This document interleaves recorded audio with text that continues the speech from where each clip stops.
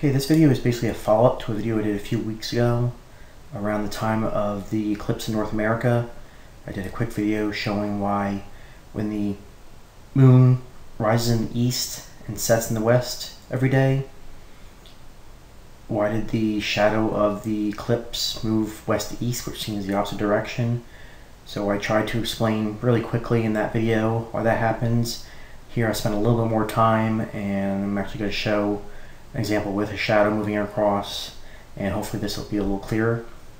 So first I'm going to show you the setup I have here. I'm using the program Blender, which is a 3D modeling and animation program. So basically what I have set up here is 3 spheres, one representing the Earth, one representing the Moon, and then one with the Sun. The Earth one is rotating along its own axis, around its own center. The one that represents the Moon is traveling along what would be its orbit around the Earth, and then the Sun is stationary. Basically, for the time period of the eclipse, you want to count any kind of movement from it.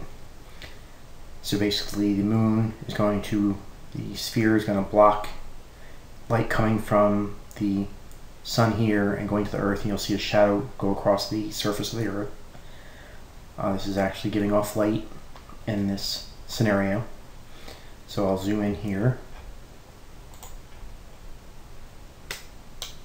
and kind of give a close-up of just the sort of Moon and Earth. So the Earth, I have set up an animation here, so I can go to the beginning here. And right now I have a camera set up pointing up from the surface of the sphere, or the Earth. And as the animation moves forward, you're going to see that it rotates 180 degrees total. And here you can also see that the Moon is moving along its orbit.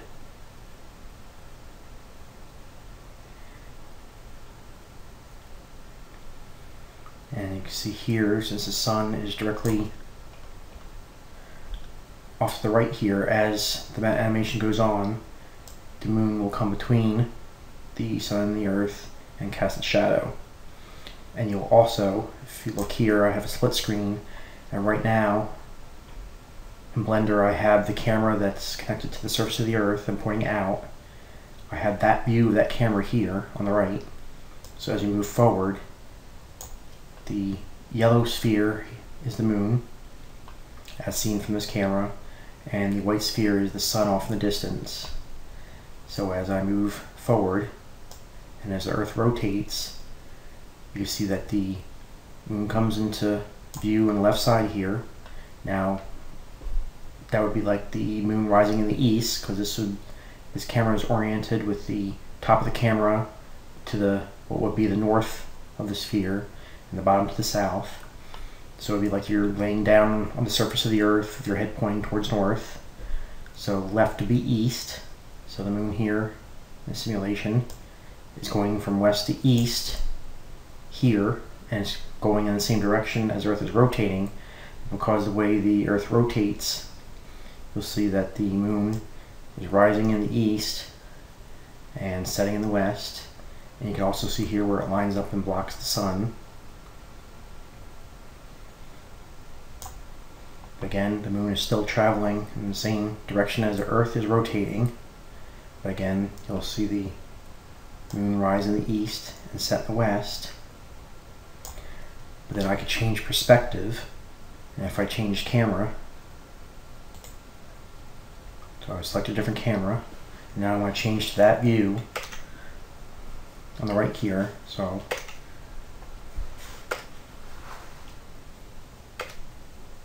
I'm going to change on the right here, so that we're now seeing from the perspective of this camera, which is watching the Earth rotate and is focused at the surface of the Earth. So I could reset this to 0. And you can also see here, now right here I have it in just like a, for when you're modeling, it's called material view. So you're not going to be able to see any of the results of the animation or of the 3D animation. You have to switch it to rendered view. And here you'll actually see the result of the Sun illuminating the Earth. So So then as I move the moon in between, you'll see the Earth rotate.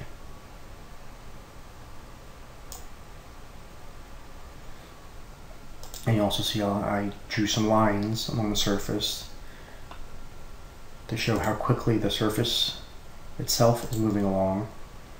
When we get to a certain point, you see here, you're going to be able to start to see the shadow of the moon, which is right here.